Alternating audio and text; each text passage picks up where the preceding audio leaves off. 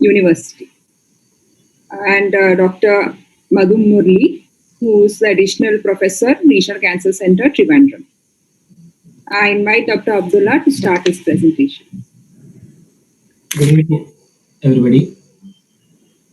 I'm presenting a case of 57. Am I audible, sir? Yes, please proceed. Little closer to the mic you speak. Yes, sir.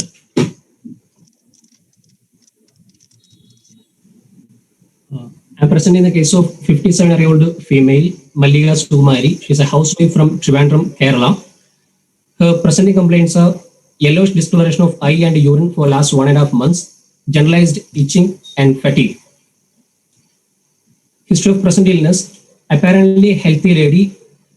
She noticed yellowish discoloration of eye. It was initially noticed by her daughter, which was progressively increasing in severity, not associated with the pain.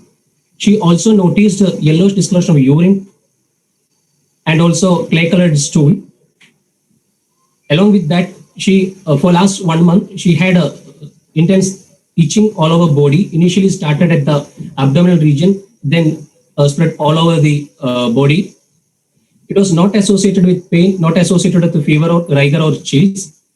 There was associated nausea, but no history of vomiting or hematemesis. There was no waxing and waning of the symptoms. These symptoms were associated with severe fatigue and tiredness. She also noticed loss of weight, but it was not documented. There was no history of any loose stools or constipation, no history of breathlessness or chronic severe cough. There was no history of any severe headache or giddiness, no history of backache. For these symptoms, she was consulted in a nearby hospital and she was evaluated and they have done blood investigations, USG and CT scan. Also, she had undergone an endoscopic procedure with biliary stenting, following which she has noticed a decrease in the symptoms. She felt better. And after the 2 weeks of biliary stenting, she was referred to our center. In the past history, there was no history of any similar illness in the past. There was no history of any recurrent upper abdominal pain, fever or chills, history of recurrent hospital admission. There was no history of any upper abdominal surgery or no history of any endoscopic interventions previously. There was no history of any contact with the hepatitis also.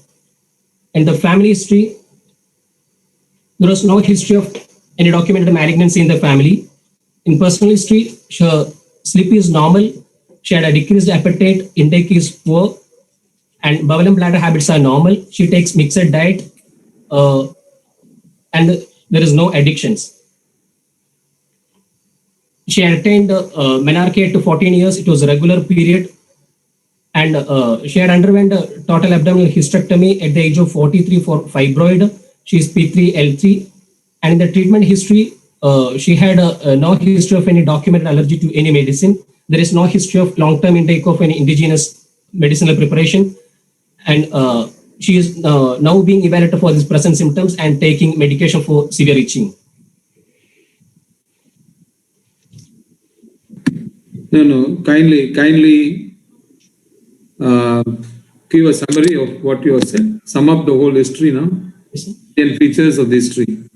57-year-old female complaining of yellowish discoloration of eye and urine for last 1.5 months, which is painless and progressive in severity, associated with the clay-colored stool and severe itching all over the body, associated with the fatigue, loss of appetite and loss of weight.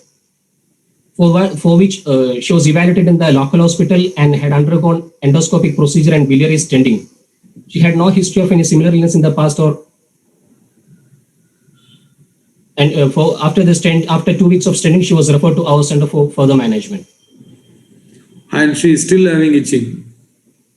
It has drastically come down, but itching has drastically come down, but still she is taking medication for that. Other symptoms also come down. Fine, please continue. So for the examination, general examination, her performance status, ECOG status 1, she is moderately built, poorly nourished, BMI is 20.7, on ICTRES present, There is no pallor, cyanosis, clubbing, generalized lymphadenopathy, or pedal edema. There is no features of dehydration, no features of chronic liver failure. There is multiple scratch marks over the abdomen and upper limbs. 1 second, 1 second. See, this patient has been stented. Biliary stenting has been done 2 weeks, you said. Itching has come down, you said, but it's persisting. But interest is plus. Tell me how long it takes after the biliary stenting for the biochemically hyperbilirubinemia to settle down. 1, 2, clinically icterus to disappear. Biochemically, the value become 50% by the end of 1 week. By 1 week, it comes down by 50%. And clinically, if the No. Next question was when will it disappear? I asked. Biochemically becoming normal. When will it become normal biochemically? So, sir, it depends on the initial value of the pre-stenting value of the patient. So, in this case, it comes by 50% by 1 week, another 50% by next week. Who said so? Where is it given?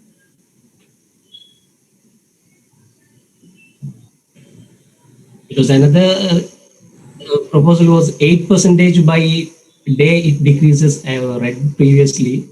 I'm not sure. No. Why this question is coming? You understand? Yes, sir. If the bilirubin is not decreasing after stenting, we have to evaluate whether the stent is blocked or not. That is different. The question is, it means 2 reasons why I asked question. Most important one is, after biliary stenting, with respect to liver functions, how long you will wait? Usually take around. Suppose you want to contemplate a surgery, how long you will wait? That's the one question. First question. The second question is, in addition to that, corollary of that, will you wait for the clinical evidence of jaundice to clear after stenting? Okay, sir. After stenting for surgery, we used to wait for 4 to 6 weeks. It takes around 4 to 6 weeks to get back the liver function normal and to settle the other systemic derangements of this hyperbilirubinemia. So it takes around 4 to 6 weeks. And for the is that the reason we wait for 6 weeks for after biliary stenting for a major surgery? Also, there is also inflammation of that biliary stenting will be there. These are the two main reasons. One is the systemic and the other one is the local inflammation has to settle down after stenting.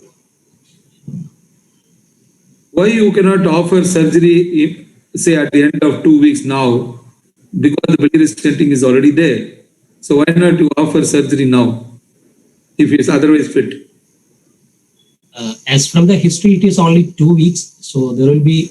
No. My question is, at the end of 2 weeks, you know the history, you do all the tests. If everything is conducive, will you operate on these patients at the end of 2 weeks? If not, why? If her other general nutrition status, everything get improves by 2 weeks, I can operate, sir. Pardon me? If what was your answer? I didn't hear you.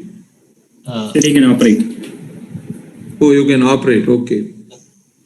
Yeah, we'll see. Then clinical jaundice? Usually, if the bilirubin is above 2.5. No. Will you wait for the clinical jaundice to clear?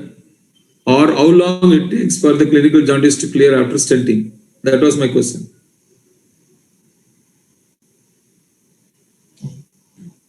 Are these questions relevant for doing a major surgery in obstructive jaundice or not? These questions to ask yourself.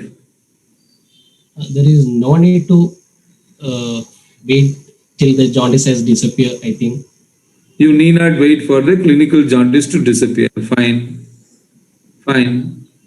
Then how long to wait for the jaundice? After stenting, how long you wait to go and do a major surgery and why? What we have two reasons. One, the physiologic, the hepatic function has to come back after this derangement, so it take around 4 weeks. Another reason is the local inflammation of this stenting has to be settled. So I think after 4 weeks, and the systemic function like coagulation factors, renal function, everything has to be normal before the surgery. You tell me at RCC Trivandrum how long you people wait by protocol. Forget theory. Forget whatever I am asking. How long We wait 6 weeks, sir. protocol you will wait? We wait 6 weeks, sir. Yeah, there must be some reason, no? Fine, proceed. On abdominal examination, on inspection, abdomen is not distended, umbilicus is central and inverted. There is no fullness, no engorged veins. All regions are moving with the respiration, and there is a previous transverse scar of abdominal hysterectomy which is healthy, and hernial orifices are normal. There is no left supraclavicular fossa fullness. On palpation, there is no local rise of temperature or tenderness. There is no mass palpable in the abdomen. There is no palpable hepatosplenomegaly, and hernial orifices are normal. On percussion, liver dullness is felt in the right fifth intercostal space, well within the lower border, well within the costal borders, and there is no free fluid in the abdomen. On auscultation, there is no bruit or hum heard in the abdomen.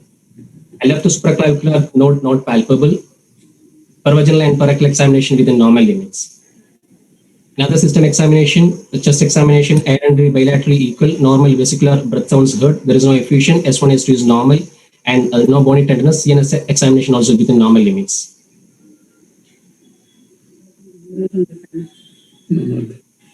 Yeah, summarize. Abdul, don't stop. When you're getting a chance to present, don't stop. Please go on. So finally, our 57-year-old patient with obstructive jaundice, which was painless and progressive, associated with fatigue and loss of weight and loss of appetite. She was stented for that, and she is getting better after that. On examination, there was mild distress and scratch marks all over the body, and abdomen, there is no mass palpable, no free fluid in the abdomen, there is no left supraclavicular lymph node. So, for the different diagnosis, I feel that for the differential diagnosis, it's a case of obstetric jaundice. How do you know it's obstructive jaundice? So, from a history, there was jaundice with yellowish discoloration of the urine and clay-colored stool with itching all over the body. And also, there's a history of stenting done on this point towards a obstruction. So, by history, you are trying to say that it is probably a obstructive jaundice, because after the clinical examination, there is nothing to prove what type of jaundice it is. Clinic meaning I'm talking about examination, clinical examination. Only thing which is suggested to you is probably history, which suggested so and so thing. Particularly, they are telling biliary stenting afterwards, and biliary stenting, when the word is used, probably you are thinking that is obstructive jaundice, number one. Otherwise, if biliary stenting was not done or that history was not there, how sure are you that this is case of obstructive jaundice? Again, this clay-colored stool and associated itching of the body along with these symptoms also point towards obstructive jaundice. Okay, what is cholestatic jaundice? In cholestatic jaundice means if there is obstruction in the later phase of the hepatic failure, liver cell failure, there also not necessarily because liver cell failure. Where does it come? What is cholestatic jaundice?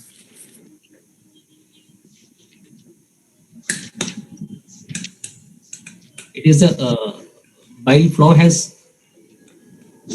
obstructed and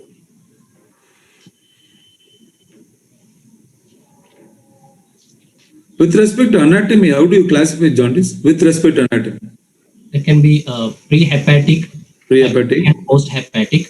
Post-hepatic, there is no hepatic. Huh? Yes, sir. Pre-hepatic, hepatic, and post-hepatic. Right. Cholestatic jaundice is hepatic or post-hepatic? Hepatic direct bilirubinemia is called the cholestatic jaundice. So, in cholestatic jaundice also, there will be some features of obstructive jaundice. Yes, sir. Right? Yes, sir. Cholestatic. So, in hepatic, that is in hepatic means I'm talking pre-hepatic, hepatic, post-hepatic.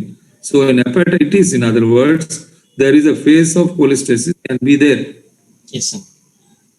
So that is why I said, if you don't have the history of biliary stenting, how do you say that it is jaundice? So you have to say 1, 2, 3 and say, if you are told it is probably a case of obstructive jaundice because of this 1, 2, 3, I would not have asked all this.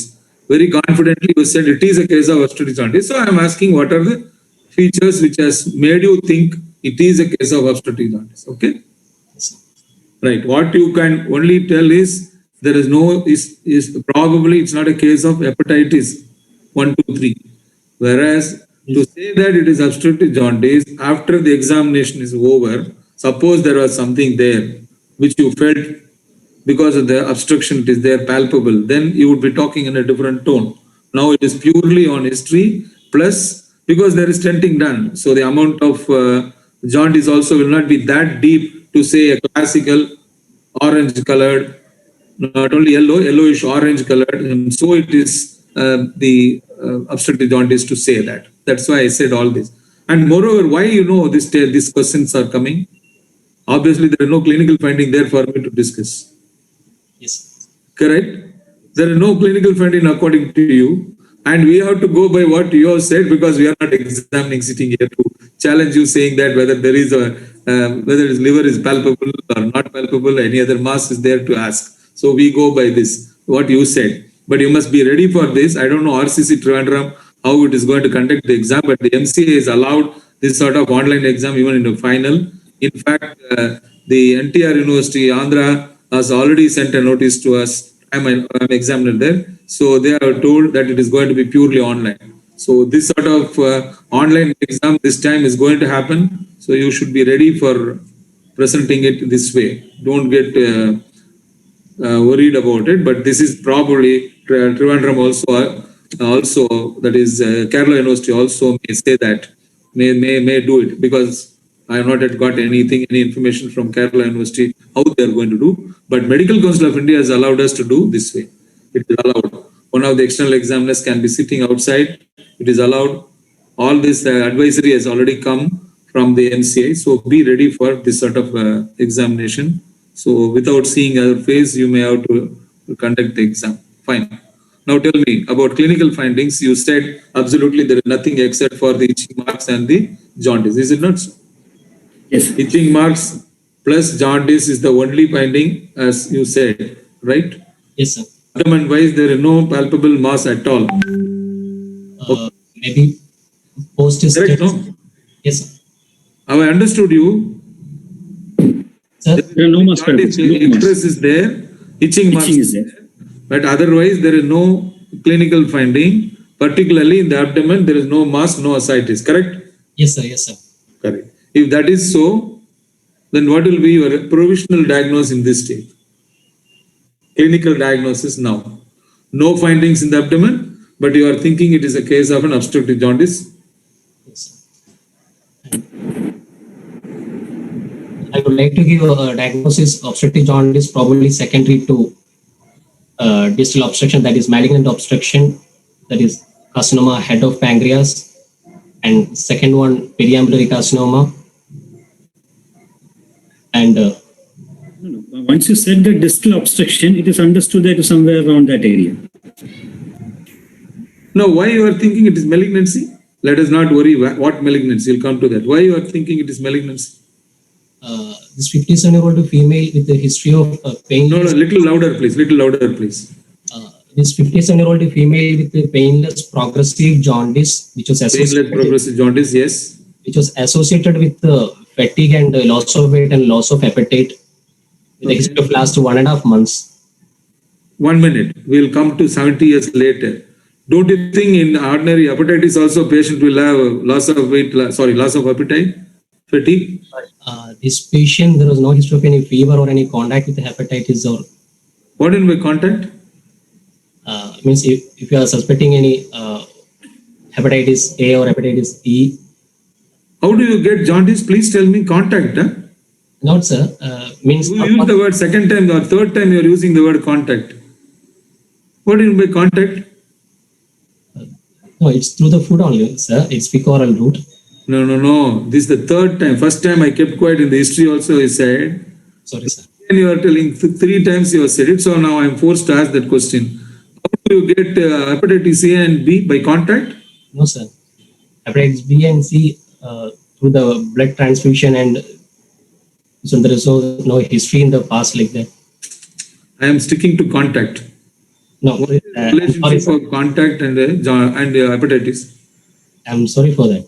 It's not No, contact. if you had said once, it's okay. By slip of the tongue, I would have kept quiet. Three times you said it.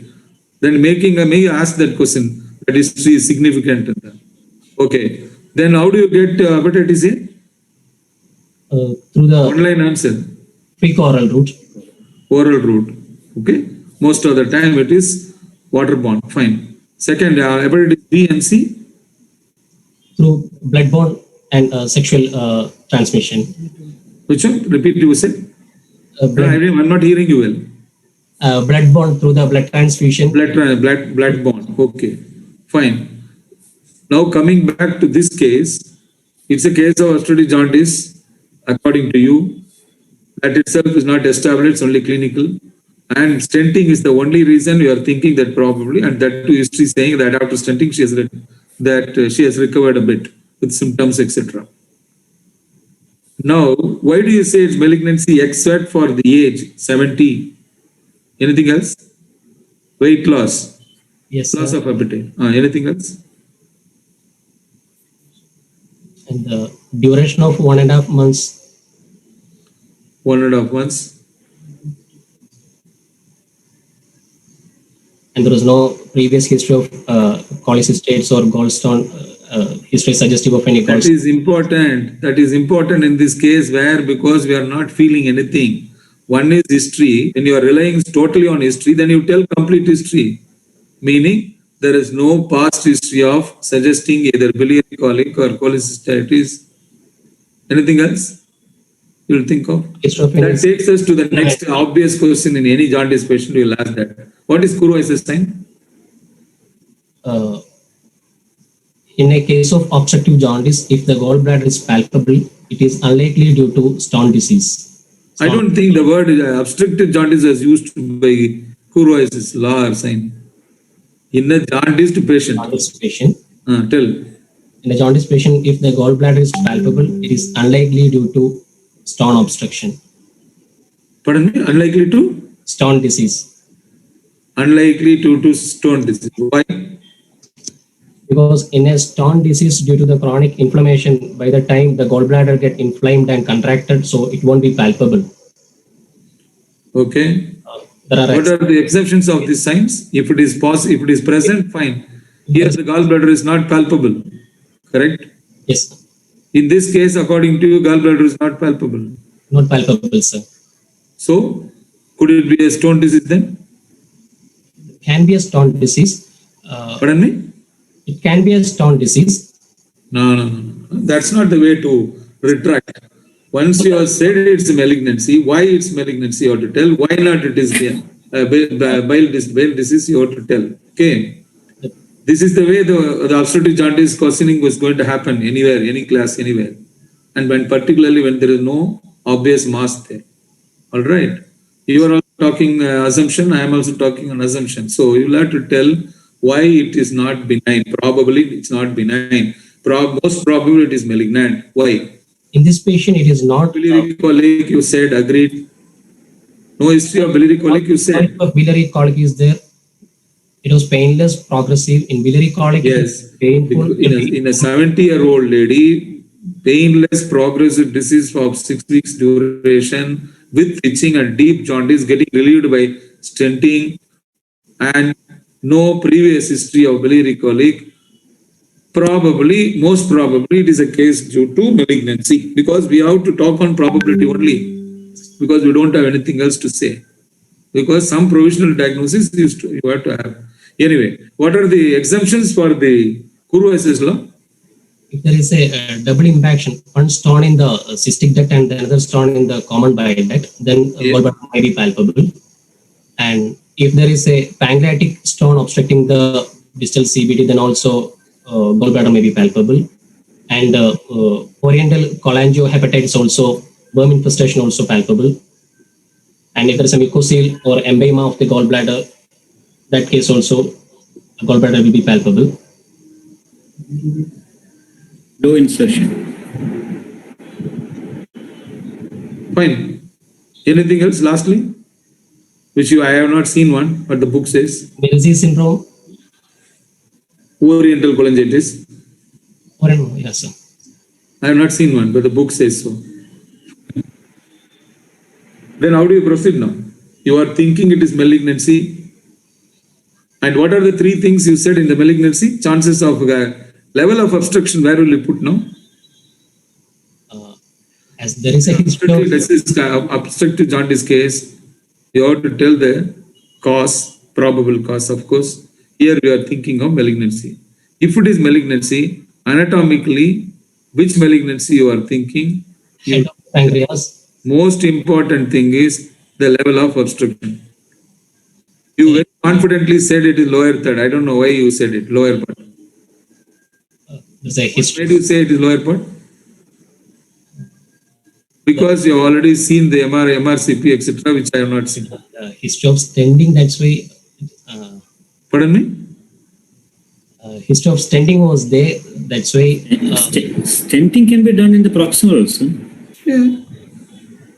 Any obstructive jaundice, they will try to do stenting. If they can pass the obstruction, it will relieve. But that doesn't mean it is that it is in the lower end only. And if it is malignancy, the incidence of malignancy, the most common is the distal obstruction that due to the head of pancreas. That is the one thing I would like to say first.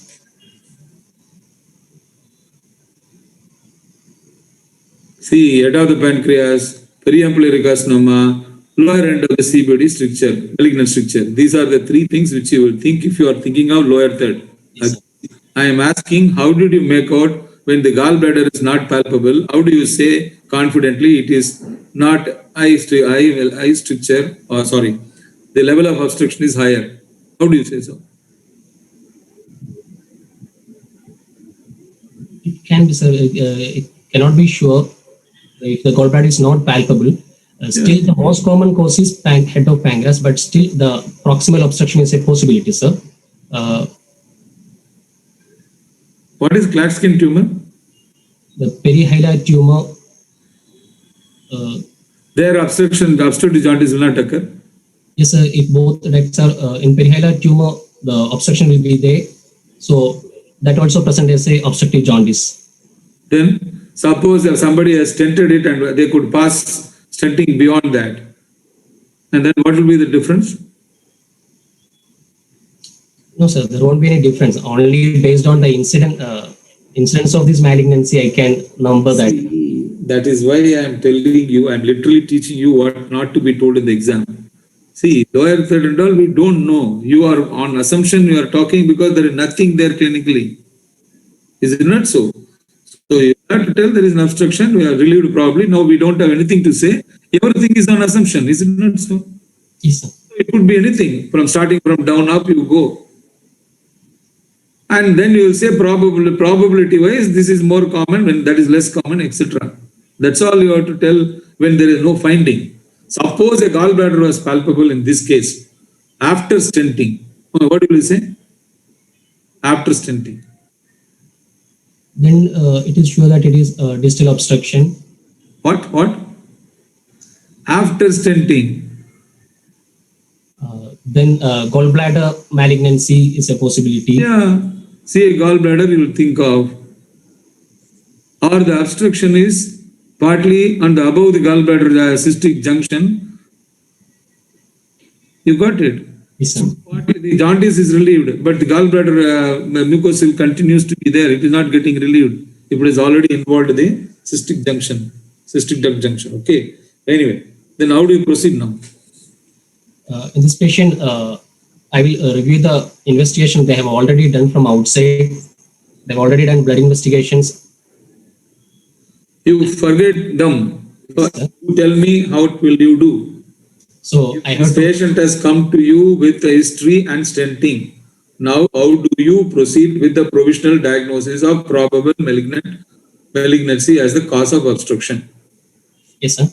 I have to establish that jaundice and the type of jaundice, whether it is direct hyperbilirubinemia, I have to do the LFT. We see the total bilirubin and direct bilirubin value, and also to assess the liver function, SGOT, SGPT, and ALP. ALP also may be elevated in obstruction, and for the serum electrolytes and PT INR, INR may be deranged, and other blood investigations like hemoglobin, total count, and blood urea and creatinine I will do. And as I'm suspecting the tumor, I will do the tumor marker also, CA199 and the CEA.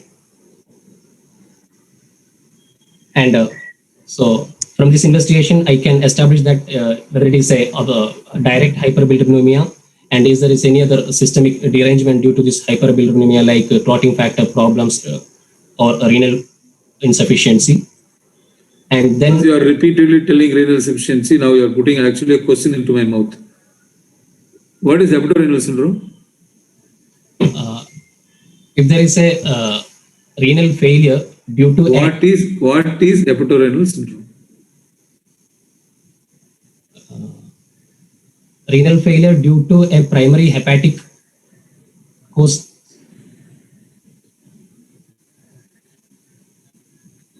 What? You only repeatedly told me renal. That's why I asked that question. What is true hepatorenal syndrome? What is pseudo hepatorenal syndrome?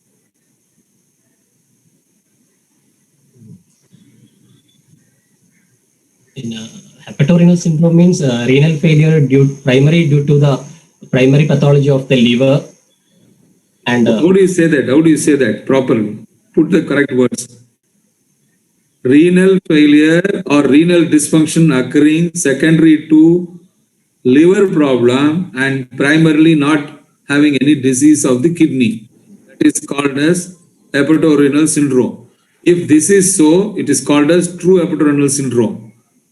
Because of the dehydration, blah, blah, blah, renal failure can occur in a jaundice patient. That does not mean it is a true hepatorenal syndrome, where the renal failure has occurred because of the dysfunctioning kidney. That is called as pseudo hepatorenal syndrome. But kidney functioning is you have to see properly. Okay? Yes, sir. What do you mean by priming the kidney pre-operatively in a jaundice patient? Obstructive jaundice. Priming the kidney before surgery. Proper hydration. Make sure the hydration is proper. And previously,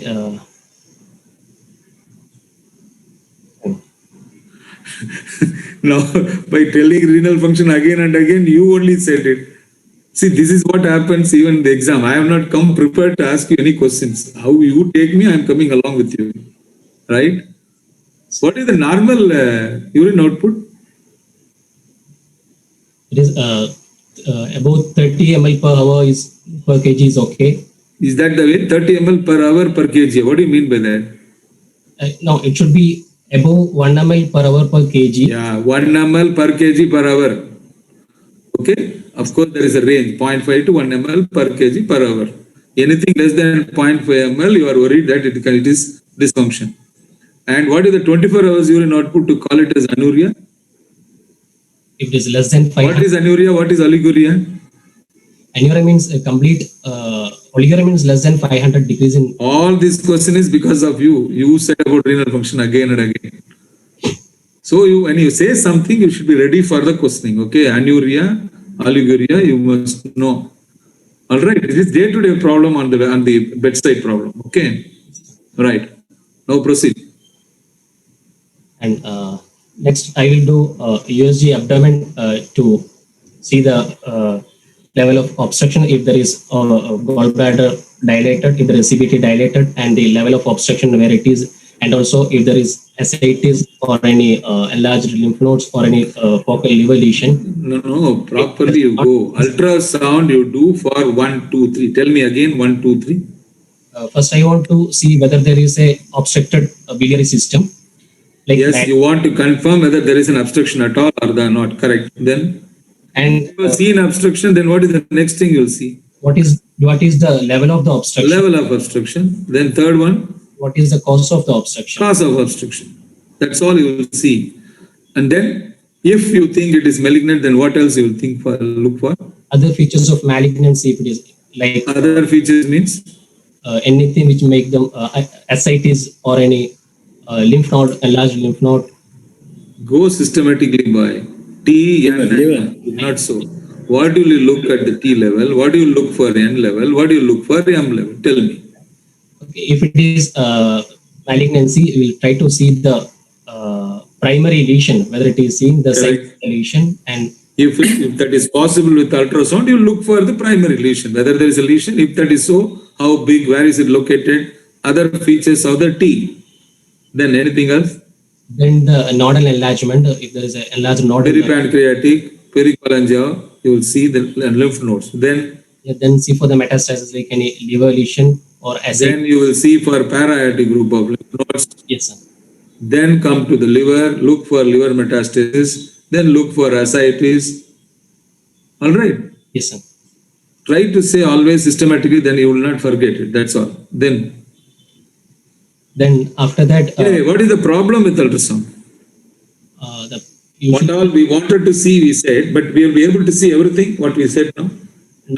usually the head of pancreatic mass may not be seen in USG. That may be due to the bubble over that, and also the In one line, you must tell me. In one line, somebody is chatting. That's why the problem here. One line. The gas shadow will come in the way. Yes, sir. The gas shadow will come in the way, so the ultrasound may not be that effective when the gas is more. All right. In the liver, it will work very well, but once you come down the liver, there will be if there is intestinal gas, that will come in the way of your assessment. Whatever we want to now look for, we may be able to do, we may not be able to do. That is why we are going for next level of investigation. What is the next level? Next, we have to go for pancreatic protocol CECT. Why? To go for CT scan, you are looking at obstructive jaundice. You are looking at ultrasound has helped you only this much. What I am trying to ask is, why not MRI? From USG, Why only CT scan? from MRI also acceptable, but from this USG we came to know that it is a distal obstruction. So we are more worried about the vascular invasion, and we have to delineate whether the mass is resectable according to this vascular invasion. So CT will be better, and for the technical reason also CT is better than the MRI. It will be easily available. What is MRCP? In this, as we are not from USG, as we are not suspecting the proximal obstruction, MRCP is not needed in this case. How do you suspect? How do you not suspect? From the USG, the gallbladder was dilated. Gallbladder dilated. Now, if the gallbladder is dilated, why you could not palpate it? No, sir. This is the pre-standing USG. Actually, I was about to say that I will review the investigation done from outside. We have done the CT only. USG is the pre-standing. First, you should have said this ultrasound is pre-standing. Otherwise, a lot of questions I would have asked. Dilated CBD, GB with stenting, all that question I would have asked. Fine. Yes, sir. Now tell me, between MRI and CT scan, if you are given a chance in an obstructive jaundice, which will you do? Why? Don't worry about cost factor. Yes, sir. If it is a distal obstruction, I will prefer to do CECT because I am more worried about the vascular invasion, and the vascular delineation will be better in CT.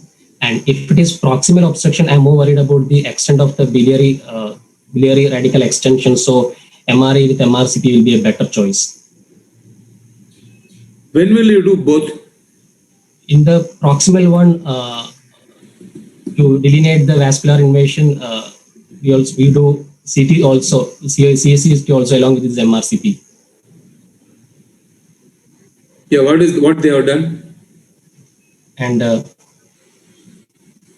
so actually they have done one CT, but I didn't retrieve that one. So we have repeated one CT after the stenting. So what we are having is a post-stenting You said something called as pancreatic protocol. That's the language used, no? Yes, sir. Did you not use the word pancreatic protocol? Yes, yes, you, sir. I have used Yeah, please tell me what is that? in pancreatic protocol. We used to take the pancreatic phase. We initially take the arterial phase, then Come after- closer, dear. Come closer. Come closer. Yes, sir. We take the CT from contrast enhanced CT with the oral water contrast and iodinated ID contrast from around 45 to 50 seconds, that is a pancreatic phase, and late portal phase, that is around 60 to 70 seconds of the abdomen.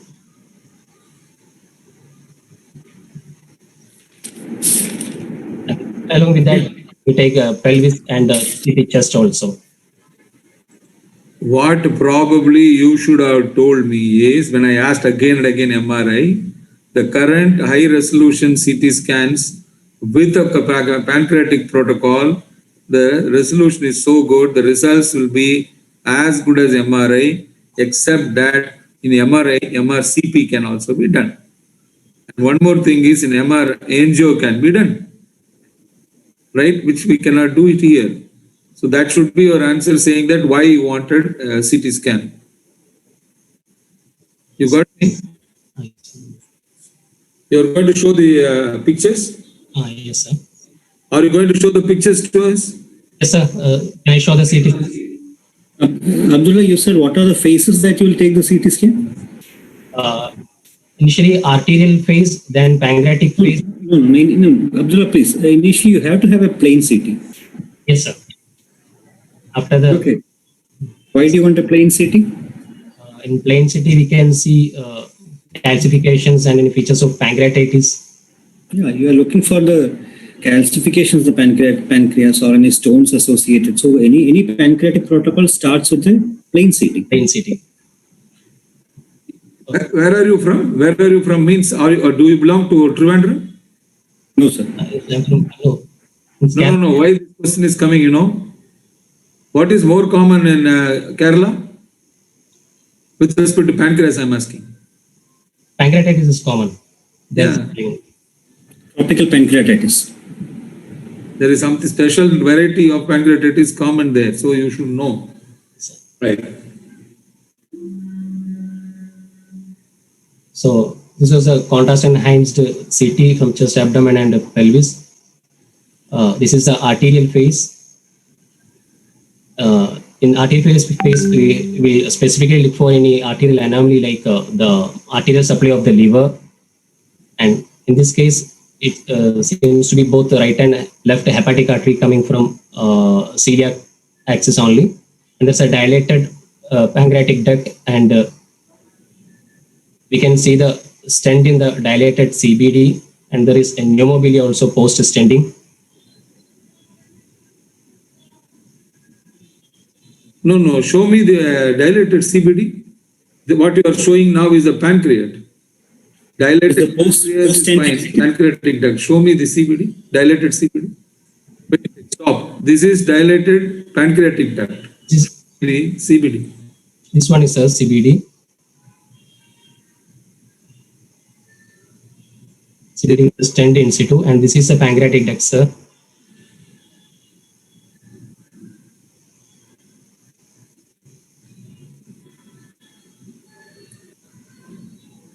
Is there a mass lesion in the pancreas now or not? Now I cannot see anything here in the.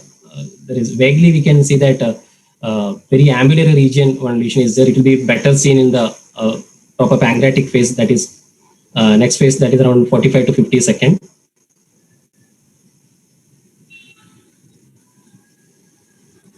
What is the pancreatic phase now you're looking at?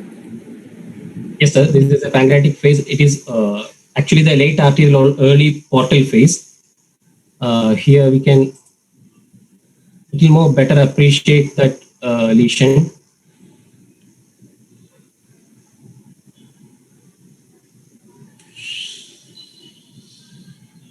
Again, the dilated duct is coming.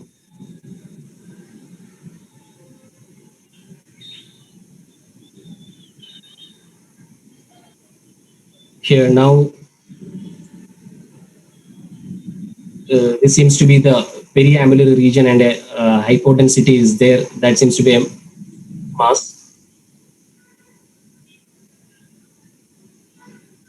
This one. A small aortic node, intra-aortocaval node, but it seems to be flat and not significant. How do you explain such a dilated pancreatic duct? It must be a big mass, big lesion. That Is it the reason is big mass? not, sir. It's obstructing that common pathway. Obstructing the main duct of the pancreas. Yes, sir.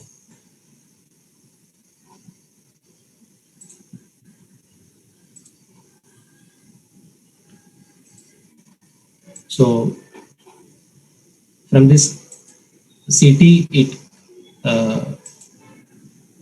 we found that there is a periambulary lesion. It seems to be resectable. This is post-stenting, and there is no primary. It is resectable, and nodes also there is no much enlarged. What are the signs you saw in CT scan to say it is resectable now? There is no ascites. There is no features of any. If ascites is there, it is not resectable. It's not operable, sir. Then. See, don't get mixed up with Yes, sir. resection. We are talking resection. Why talk ascites now?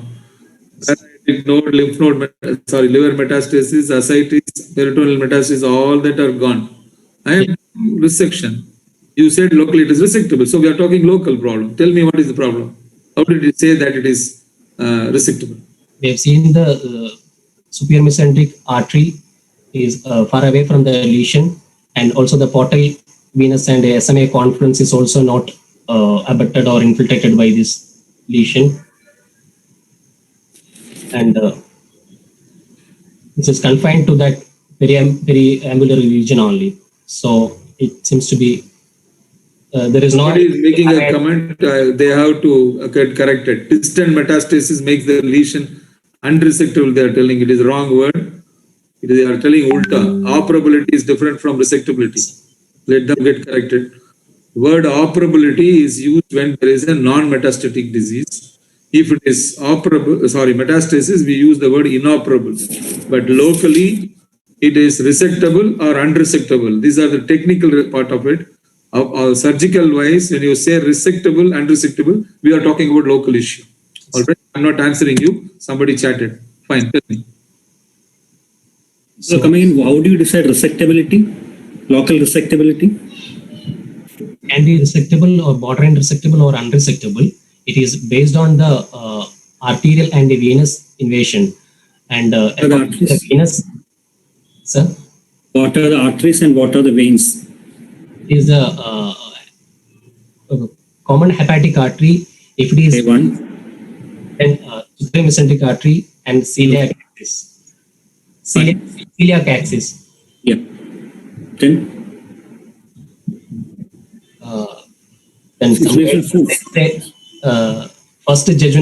first and second jejunal branches also. No.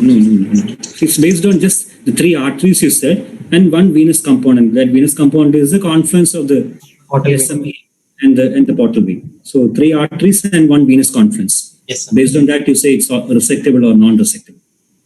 Yes. Is vein involvement is a sign of unresectability? No, sir. If it is Conventionally speaking, answer is yes. But currently, what is happening with respect to vein? now the reconstruction of the vein is become common. So anything which can be reconstructable can be taken for surgery. So Anyway, that takes me to the next question. What is regional pancreatectomy?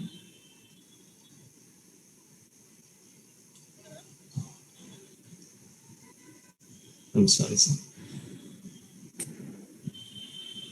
Regional pancreatectomy? Obviously, it is revolving around vein and artery. That's why I asked that question. Fine. Along with the resection. You go back and read. It is type 0, type 1, type 2, which is related to what we are talking. Okay, vein resection alone is a type 1. Vein and artery resection becomes type 2, etc. Okay, there is some classification like that. By Fortness classification, it's called as regional pancreatectomy, type 0, type 1, type 2. Fine. Coming to, Regarding the tell me, in this case, what will you do? But all this, what we spoke for knowledge, but usually it happens in the head of the pancreas. yes, sir. Whatever we spoke. Yes, sir. In periampullary, it is unusual to have these things. Okay, because the obstructive part of the jaundice occurs much earlier. We go in earlier to intervene, and so local unresectability is rare in periampullary, common in head of the pancreas.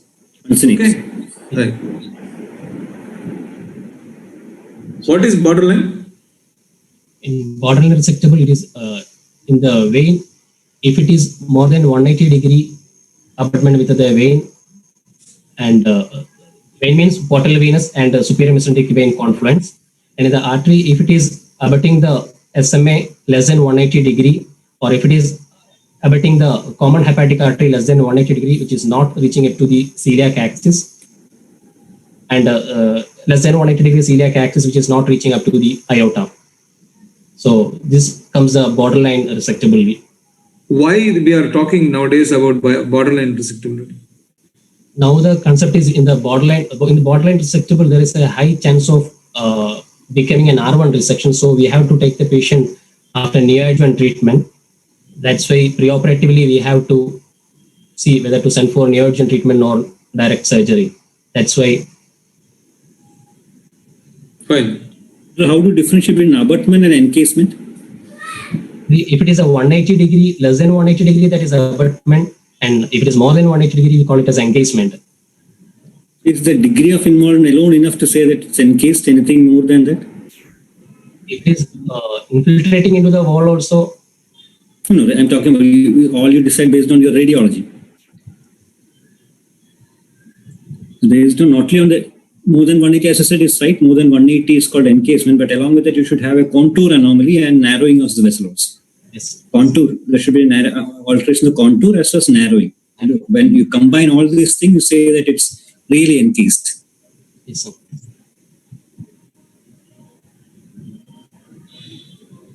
Continue. This patient, so after investigation, we came to know that she is resectable. So we plan for surgical resection.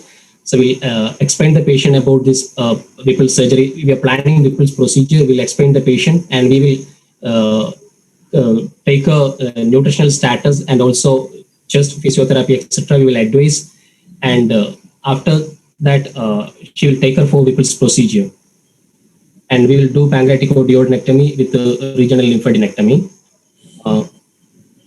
Sir? How do you prepare this patient now for surgery?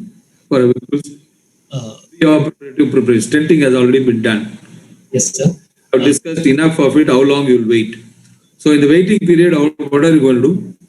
One thing, we will see to the nutritional status. She's little, she's not taking adequately. We will emphasize more nutritional intake, and also we will see the bleeding parameters. Preoperatively, we routinely give vitamin K injection for 3 days, and we will properly hydrate the patient.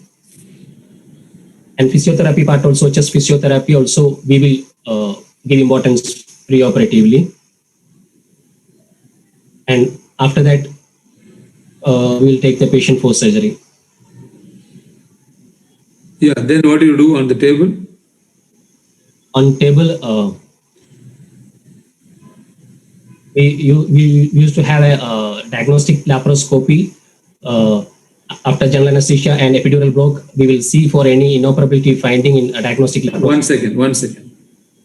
You want to proceed to do laparoscopically, or you are doing only for not proceeding opening? Sir, we are of diagnostic laparoscopy, I'm asking. It can be both ways. Whether you would like to proceed with the laparoscopic pancreaticoduodenectomy you want to do, that is different. But you are going to do an open. Before that, you want to do a diagnostic laparoscopy? If that is so, if the second part is so, why? What that you are looking for? if there is a simple, straightforward question. In diagnostic laparoscopy, what are you looking for? any undetected peritoneal metastasis is there or any undetected liver lesion is there. That is what we are looking in laparoscopy. And para-aortic node also can be seen. What cannot be seen in CT scan, in laparoscopy, you will look for a para-aortic node. Huh? No, sir. Mainly the peritoneal deposits that cannot be seen, small peritoneal deposit. See, now we are, don't you think we are digging? Diagnostic laparoscopy, how do you reach para-aortic node? To see para-aortic node?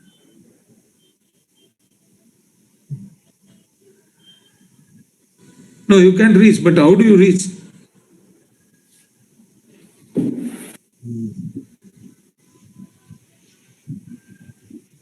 You have to mobilize the entire duodenum or coccyx for the para-aortic area. You can't just go and reach the para-aortic area, no, straightforward. Basically, look for peritoneal deposits and liver surface deposits, which usually are not seen on CT scan. And again, if you ask, is it indicate in all patients, or do you routinely do it in all patients, provided you are an open surgeon? Not routinely needed. Okay. Then when will you do that? If the head lesion, which is a big head lesion like more than 3 centimeter, or any pancreatic neck or body or tail lesion, and if there is very high CA99 like more than 250, all these diagnostic laparoscopy is indicated. Left-sided lesions. What is your protocol in RCT Toronto? Do you do D-lab for everything? That can be institutional policy. Malignancy. But I'm just asking. Pancreatic head malignancy, we sometimes do diagnostic laparoscopy also.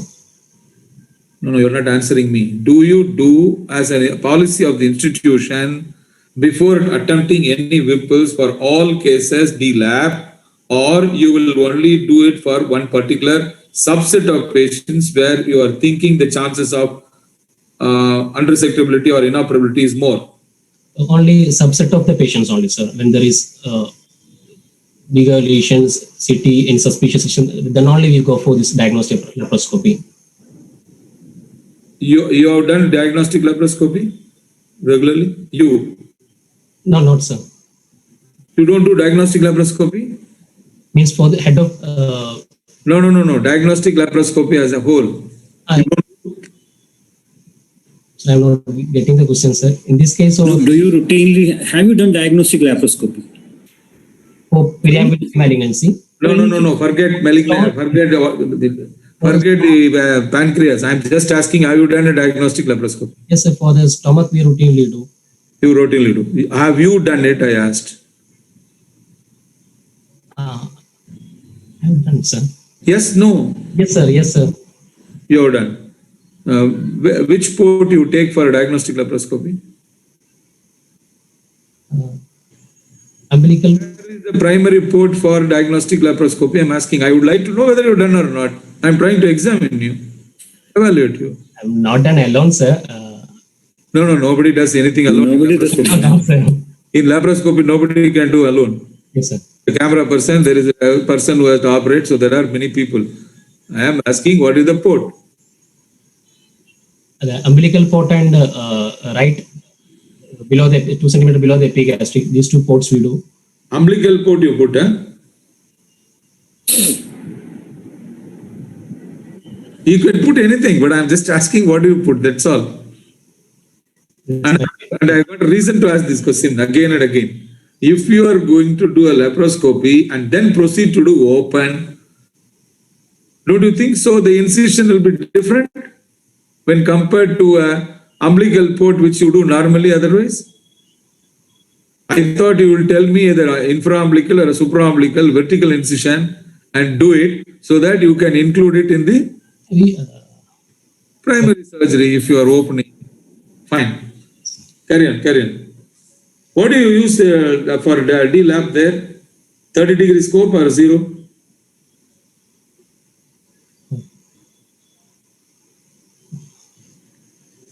$30, sir. What do you use? That's all the point is. Right, wrong is not there. What you used to. 30, I'm just asking what do you use? 30-degree scope, sir. 30-degree scope. Why not 0?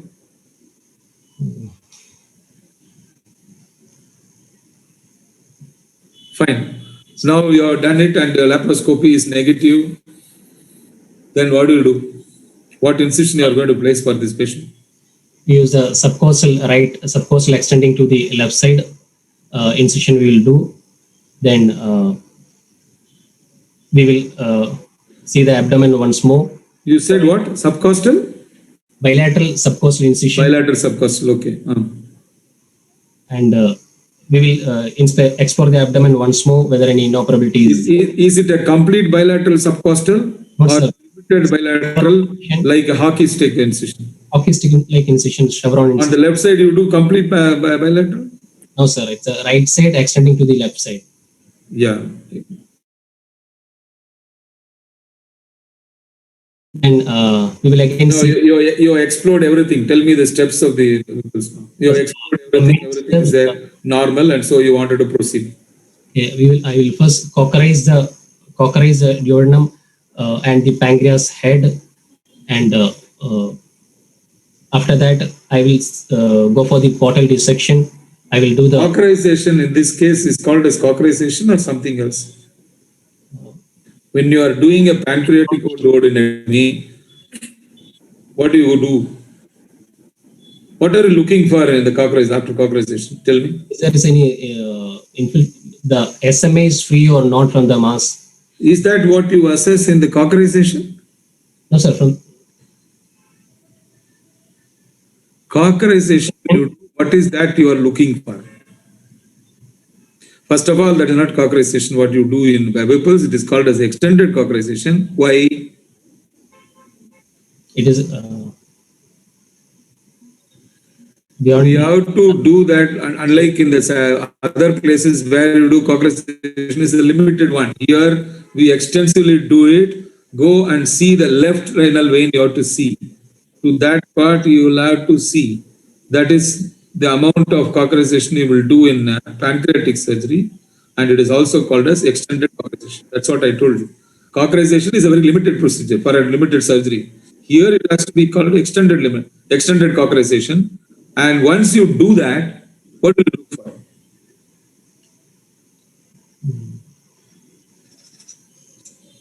after that we will see whether the SMA is free or not. No. You have done a CT scan. CT scan beautifully shows that SM is not involved. Yes, sir. No, again and again you are going to SME. The cockerization is done, you have lifted it to know what the retropancreatic attachment or infiltration is not there. That's all you have seen. And so you lifted it from the bed. That means you are seeing IVC, you are seeing aorta, you are seeing left renal vein, I told. There, what do you look for? If something is there, you will stop. Nodes, you will see for intra-aortocaval nodes. There can be still nodes there which you could not make out because the pancreas is lying over that. If it is there, what will you do? We routinely send for frozen section of this. That's all. So you'll have to assess that particular first. And then only there comes your everything is free, retropancreatic area is free, then you will be trying to talk what you want to talk now. Tell me what you do. Cockerize and the pancreas is in your left hand. What will you do? Yes, sir. After that, we'll for the portal dissection. We will Portal dissection. Yeah, Abdullah, you've seen so many Whipples. So which is the first step? cockerization of No, even before cockerization. Before cockerization, you don't do anything. sac. We will enter the lesser sac first. No. You have to mobilize the transverse colon, hepatic flexure, and take it down. Only then you see this. What is Cattell's procedure? The complete right-sided mobilization of this Of the colon and see right-sided mobilization, right colon mobilization, and the transverse colon is mobilized to see do what? Why do you do that? Why do you do that step? Actually, I do that as the first step. Everybody does that as the first step, sir. Do that cockerization. That's up to you. we do that first. But why do you do that? Cattell's procedure.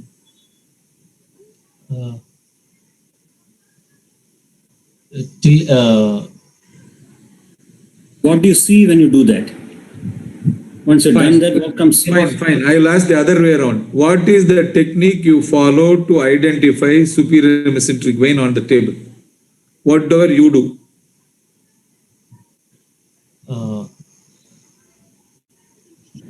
At the inferior border of the pancreas, the first, when we are doing the, How do you trace? when we do the cauterization, the first branch which is coming over the third part of the duodenum will be this SMA. So we'll find that SMA there.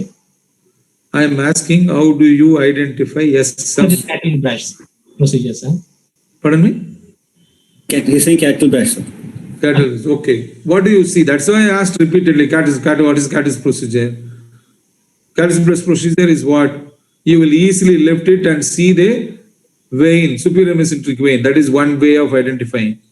What is the other way of identifying the superior mesenteric vein?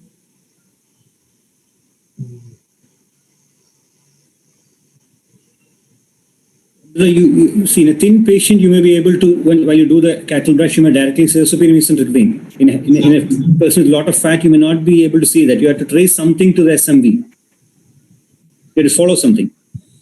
The middle colic or the gastrocolic trunk. Yes, sir. Am I right, sir? Correct. See, this is an examination where two things you must be ready. One, what you do. At least you should have told 1, 2, 3, 4, all these would not have come. There itself you are pulling your legs and answering, then I will be forced to ask what are the other ways of identifying. My way is very simple, Cattis brush, and I have never failed it, whether it is obese or thin. That is my way. But as an alternate to that, there are other ways, other people are doing other ways. That is middle colic vein, gastrocolic, all this. There will be a trifurcation there, which goes in joint. There are many, there are at least 3 different ways of identifying a superior mesenteric vein. You should know all this because there may be a necessity where you may have to change the technique. That is different. But as a protocol, what you follow, if you are told step 1, step 2, step 3, step 4, and this is what we follow in our institute, that is enough. After all, you are expected to do a proper surgery, not different techniques. You understand? Again, where most of the PGs have a habit of saying that cauterization is the first step. I don't know. Cauterization is not the first step. You usually mobilize the hepatic flexure, see that area, and then only you go for the cauterization. That's what you have seen over the last 3 years. And if asked, even Vijay Kumar sir said he does that. Most of the people do that at the first step. No, the main problem with students is they rely more on the textbooks rather than you and I. That's the problem. No, that's for everybody because while doing surgery, they don't understand or they just stand and assist like robots. And then go back to the book and read, and the book, some book will give, for example, the older books, some of the books like Maingo are even today talking about probably cauterization first step, and that is why they are talking about that. So the first step, what I do is, that's why when you said cauterization, I didn't object. That is up to you. Ultimately, you have to cauterize, and how do you see the superior mesenteric vein in that area? Right? That's fine. Then what do you do? In fact, let me tell you something. After the good CT scan and all have come, as you showed, what is the necessity for going to the superior mesenteric so hurriedly? Well, the same thing I told you on table many times. There's no need for cauterization initially, unless you are a person who believes that SMA first. You got what I'm telling. The books written in the older books, this is written because after doing all the tests also, they are worried it may be involved, and hence they do the extended cauterization and they feel like this. Palpate. Then see whether the vein is, where is the vein. But after doing a proper CT scan, as you have said, we have assessed everything. So we know the vein is free. The planning is done with the radiology or imaging. So step 1, 2, 4 is classically you have to go in a doubtful resectability with respect to vein. Then you go directly to the vein and assess to say there is a point of no return. Fine. Whereas if you have got a good imaging today, you are sitting with the radiologist and assessing all this completely, then the planning is done in the radiology, with the radiology or imaging, not on the table as we probably would have done 20 years ago. Please understand that. Everything is done much earlier, particularly in a periampullary carcinoma. Rarely it becomes unresectable. Local inoperability should not be on-table surprise. Peritoneal disease, surface nodule can happen, but local inoperability cannot be a on-table surprise with the current imaging modalities. You got what I am telling? Yes, And your professor is telling that is what they also follow, but you don't want to even tell what you have seen or assisted and telling. How many you would have assisted? People? minimum 6 or 8. But with the 8 you can't remember and tell. Huh? Fine. Tell me what will go about it now, quickly. Other steps, quickly. Then the portal dissection. After that, we will see for the before clamping we will clamp the GDA and we will assess the hepatic. How do you identify GDA? After the portal dissection from the common hepatic artery. How do you reach the common hepatic artery?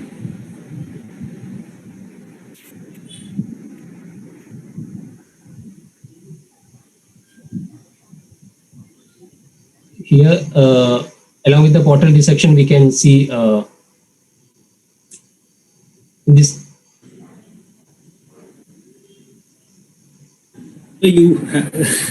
Sir, you take your question, your chance, sir. Vijay Kumar, sir. Yeah, I am waiting. See, GDA, I'll tell you again why I asked that question. If you go by because you went by the old book, I asked that question. In the old book, they will have to search for the GDA first, ligate it, cut, and then only they will start the portal dissection. Today, after the imaging and all done, if you are dissecting the hepatic artery for the nodal dissection, you will see that coming down and you will ligate it.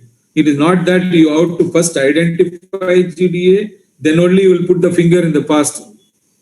You understood me? The so-called tunnel. Mm-hmm. You must know these things, steps at least properly. You assisted 8 means what is there? Fine. GDA is why is GDA is important? On the table and post-operative. On table, if there is celiac stenosis and only the backflow through the GDA is the only way to liver supply. To what? To the liver and to the anastomosis also. GDA is giving the supply to the liver from where? But if there is a celiac axis stenosis, then through the SMA, backflow through the GDA. You are taking us to the all arterial anomalies. And one thing, sometimes GDA may be confused with replaced hepatic artery also. That you can easily assess, no? So small the hepatic artery will be. Hepatic artery will be so small, GDA. No. And even with the correct area, you should not have any confusion regarding arterial anomalies on table. Now, you have now made me ask this question, which I was not thinking. Tell me the arterial anomalies you look for before ligating anything there. What is the main anomaly you look for? If the right hepatic artery coming from the SMA. Yeah, correct. Such things you will be again assessing in the imaging today and then go on see on the table also. So hepatic artery you will first see from celiac trunk to the porta hepatis or porta hepatis this way and see the continuity. Once you know see the continuity, you know what is happening. Then the GDA is identified, ligated. What is the precaution you will take in ligating GDA on the table? I asked. You went somewhere else.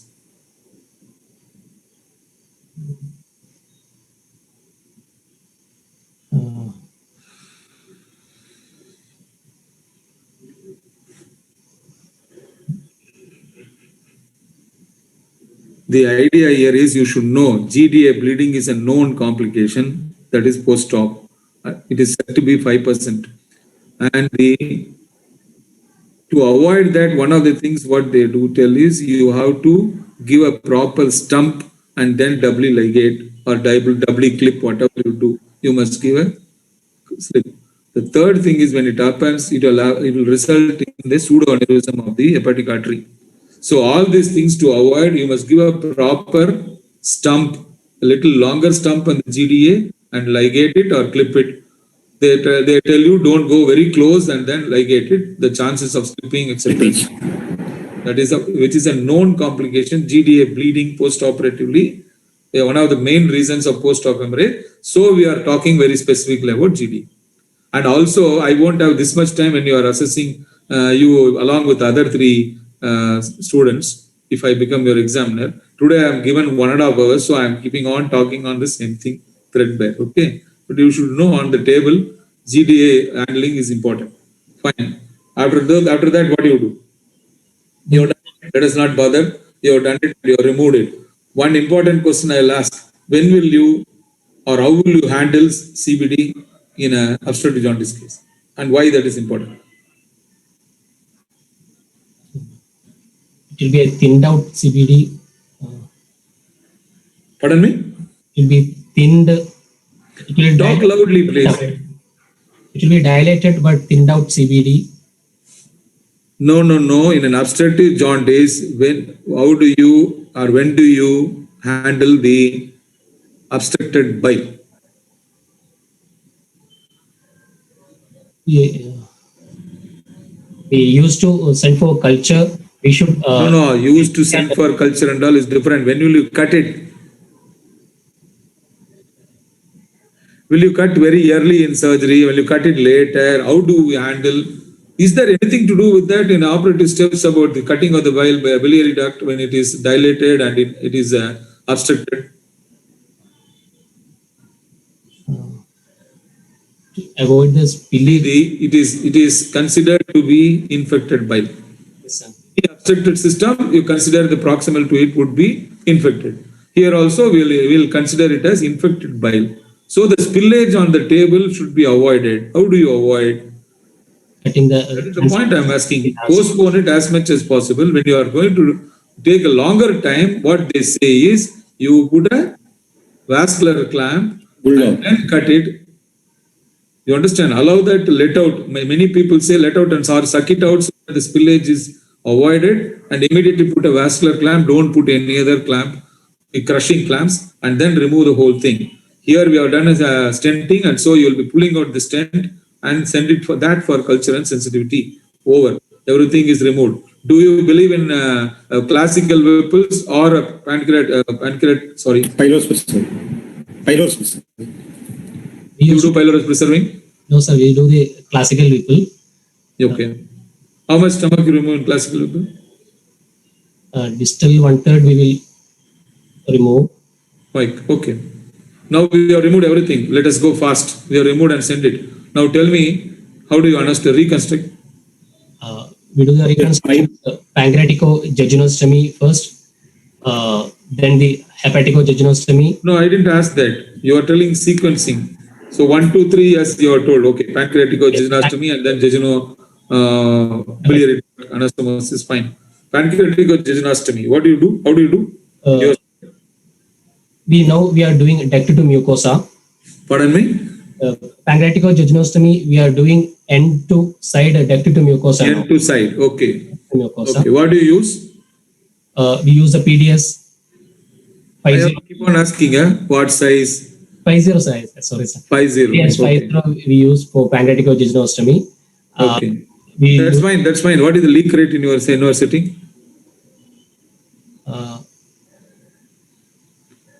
What is the leak rate in RCC Trivandrum following a pancreatico-jejunostomy? Whatever technique you are told.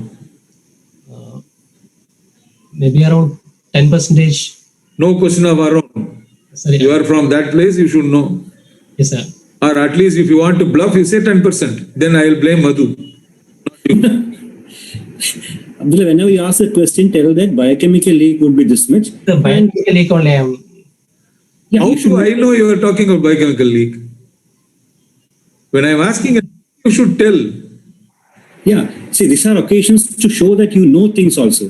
Sir, type A or grade B, grade A leak, we have this much person, grade B leak, this much person, and grade C, we have this much person. So this tells you that you know the grading and you know the fact also. So utilize the opportunity when you get to express your knowledge. Ultimately, in any examination practical now, today, nobody asks you to operate, is it not so? But it is a question of communicating between the examiner and the examiner. I don't know who you are, how many days you have worked and all. So I am only talking blah, blah, blah. Most of the external examiner will be talking because internal examiner knows you. So you should know, tell me whether you know the subject. I am asking a specific question, what is leak rate? You should be able to tell. Or one line you could have told me also. No leak rate, sir. No leak at all. Then I appreciated Madhu so much. What is the role of octreotide in your Octreotide. setting? If there is a biochemical leak on the third day, we used to do amylase. If it is elevated, we start octreotide. Usually 100 milligram IV BD we start. Is there any role of octreotide even pre-operatively? There is prophylactic role. It's not established. There are so many RCTs, but they said that octreotide there is no role for prophylactic to prevent the POPF. In spite of that, some people give octreotide for what? To decrease the if there is a leak, to decrease the No. Pre-operatively, how do you know there is going to be leak? For one more reason they give. One is leak, you are telling prevention, which is now accepted, that whether there is no way it is going to help. Pre-operatively, they give, if you are worried about that's a very small, thin duct and a soft pancreas, to make it firm for a proper anastomosis, otherwise it will cut through. So pancreatic, when it is soft pancreas with a non-dilated pancreatic duct is a nuisance. So to overcome the problem, minimum 6 hours earlier, they will have to give octreotide. Some people believe in it for that purpose, for a soft pancreas. Soft means very thin atrophic pancreas, you will see there is no pancreatitis. So the chances of that patient leaking is very high technically. So they do that. The second point, what you said is fine. That is, whether you give prophylactically or otherwise, it has been proved not to reduce the leak. Then post-operatively, when the leak occurs, what do you give? believe that it may decrease the pancreatic secretion. By reducing the secretion, what do you achieve? The systemic effect of that secretion. Why do you want to reduce the secretions? Anyway, leak has occurred, it has to heal. But why do you want to reduce the secretions? Somebody is prompting there. Anyway, the secretions The enzymes. will erode. The chances of eroding the GDA, what we spoke, or vessels there, cut vessels, erode and cause severe hemorrhage. Post-operative hemorrhage can occur secondary to leak. Yes. Understanding me? Erosion can occur. So that is why we are worried. Not only they are going to lose the patient because of the leak, but the leak will result in erosion of the vessel and post-operative hemorrhage. All right. So that is why they give reduce it. Fine. Do you do routinely feeding jejunostomy? Yes, sir. We do feeding jejunostomy for all patients. Okay. And Right. Now we'll go to theoretical part of it. When do you do SME first? When do you do SMEA first? in SMA first, if you are suspecting any resectability issue because of the SMA involvement, we go for SMA. Pardon me? If there is arterial involvement suspected, then Arterial involvement is suspected, then you won't operate. means if CT is borderline, not Tell me. Tell me the indications for, I don't do, so I am talking from the book. I go with the technique what you have been explaining now, that's fine. But there are people who do, and there is an indication for arterial first. Fine, if you don't know, kindly go and check. That will complete, the trend, there is a trend, or there is a subset of patients, at least they do artery first, vein first. There you have a concern regarding the margins, like your Yes. uncinate process lesions or head of pancreas lesions. There is a concept that you should do all patients and artery first, except for periampullaries, because that mesopancreatic border or that arterial border can turn out to be positive in the post-operative. So artery first, not for involvement. Even without involvement, you could do artery first in those subsets. That is uncinate and head of pancreas. Anyway, now Dr. Madhu has put one more question into my mouth. What are all the borders in ripples in the pancreas after pancreatectomy? What are all the borders in the pancreas? one is the cut pancreas neck border, the duodenal border, CBD border, and uncinate margin, and the anterior margin, and posterior. No. I am talking only pancreas. Pancreas, how many borders you have got after Whipple? One is cut edge of the Pancreas. duct one. Fine. Apart from that. Then the CBD cut end. No, pancreas. Yes, pancreas. Then the uncinate process. Yes. Then the Posterior surface, correct. Then, which is abutting the vein, that is one border. Because all these are important in a pancreatic cancer, particularly in a large disease. we grew. You can remove it, but you will be thinking the cut margin is only the pancreatic duct margin, that area, where you can cut the neck wherever you want. You can go little medial, little lateral, that you can do. Whereas with respect to SME and SMA, it is already there. The surface of that abutting only will remove the pancreas. I'm not talking tumor, pancreas. That forms the surface. One more. So there are other surfaces, so-called cut margin. You'll have to ask the pathologist to comment on. Fine. When will you do anything about post-operative treatment? And what do you do for in the borderline pre-operative treatment in your setting? We are giving neoadjuvant chemotherapy. Pardon me? We are giving neoadjuvant chemotherapy. What chemotherapy? Gemcitabine and capecitabine we are giving. No, you are not clear. So, gemcitabine and capecitabine we are giving neoadjuvant chemotherapy. Gemcitabine and? Capecitabine. Capecitabine, okay. You must be clear, man. Yes, sir. Capecitabine and gemcitabine, okay. Then? Also, Okay, NACT, how many cycles? 4 cycles we give. What is the problem of your capecitabine? Complication of side effects of capecitabine, I'm asking. You are going to give pre-op and then you are taking. So? Hand, foot, mouth syndrome, and Hand, foot, mouth syndrome, then? mucositis.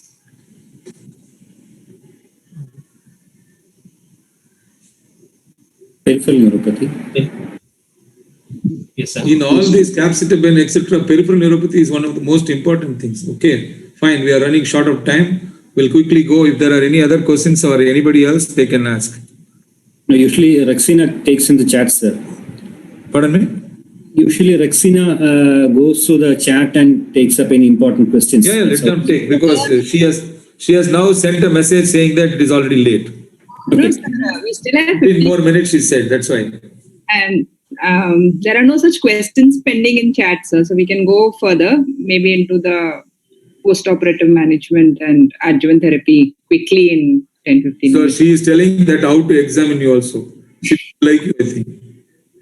Post-operative management, I should ask, it seems. You don't, she doesn't like you? But Tell. In all post-pancreatectomy patient, if they are fit for adjuvant therapy, we used to send for adjuvant chemotherapy. We used All patients, yes, sir. Periampullary. I got only 10 more minutes. Now you are telling something which I problem for me now. All patients you'll send it for chemotherapy post-op, both head of the pancreas and periampullary, Yes, head of and pancreas. irrespective of the staging.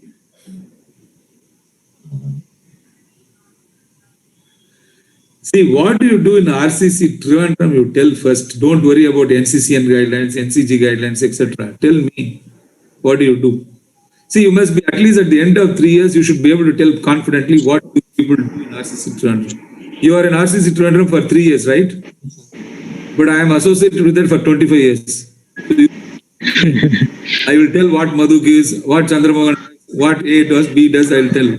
So tell me what you do.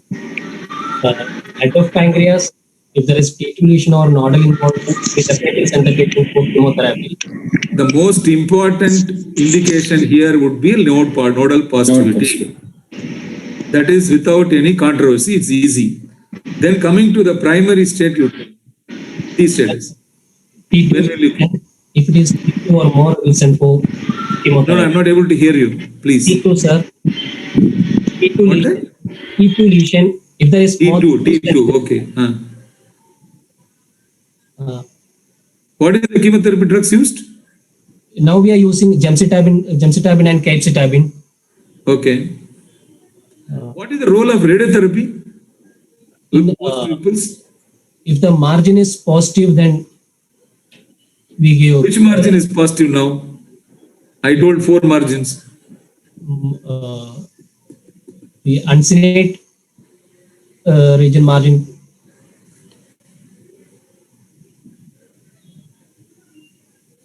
Right. Tell me what is the post of follow-up? We follow the patient. No. Wait. What is the most important immediate complication which we have spoken again and again? One is leak, another is bleeding. Leave it. Delayed complication. Let us speak. Post-op complication delayed. Delayed gastric emptying. How do you handle? So with retaining the Ryle's tube and withholding the solid diet, gradually increasing the solid diet. Also, we add prokinetics and gradually increasing the diet from liquid to solid. By time it get patient become tolerable to the solid diet later. What is the survival post Whipples in RCC Trivandrum? 5-year survival rate? 40%. For everything, Post Whipples, periampullary also 40%.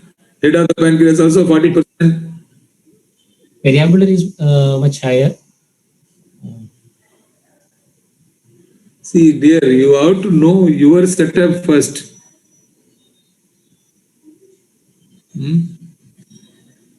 Anyway, what is the tell me the literature wise, what is the 5-year survival post Whipples? Literature Head of the pancreas. around 30%, 25 to 30% 5-year survival for the head of pancreas after the resection. Post Whipple means post resection only. Yes, sir. Means operable lesion, it is around 30%. Periampullary?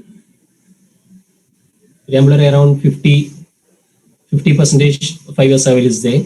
Anyway, for the sake of completion, I'm asking current TNM, you know, I'm not going to ask, don't worry. Yes, sir. Huh? Yes, sir. What is the important change in TNM, current TNM? In head of pancreas, T1 became T1A, B, C is there. And T4, it is only the arterial involvement. Other adjacent organ involvement has taken out. And also nodal staging, it became N1 and N2 according to the number of the nodal involved it is. And also in periambular carcinoma, T1 has become T1A and T1B. There is no importance for size in periambular carcinoma. Previously, size was important in periambular carcinoma also. It's not there now. There also, node has become N1 and N2. I think these are the major changes compared to the HSCC 7. Thank you, Madhu. Thank you, sir. Anyway, thanks for giving me an opportunity. No, Shaji sir is there, sir. Shaji sir wants to say something. Yeah, I don't know, is there around, I don't know. He's there, sir. He's there. Fine. To unmute him, sir. Yeah. Good evening, Vijayama sir. Good evening. Nice to see you. Tell me. Thank you. We really enjoyed the session. Thank you, sir, for sparing your time and being part of our academic program. Thank you so much. Thank you so much, sir. Thank you, sir. Thank you so much. Welcome. Excellent, Thank you. Nice to see you people at least by virtue. 4 months I am not seeing people. No, I think our university is planning for a real-time exam, sir. Vijayama They are sir. asking to call from the nearest college. Yeah, Vijayama they sir. have told me. So probably they would call from Amrita, I think. No, I don't know. Now what they are doing is MCA has allowed them to do, but the problem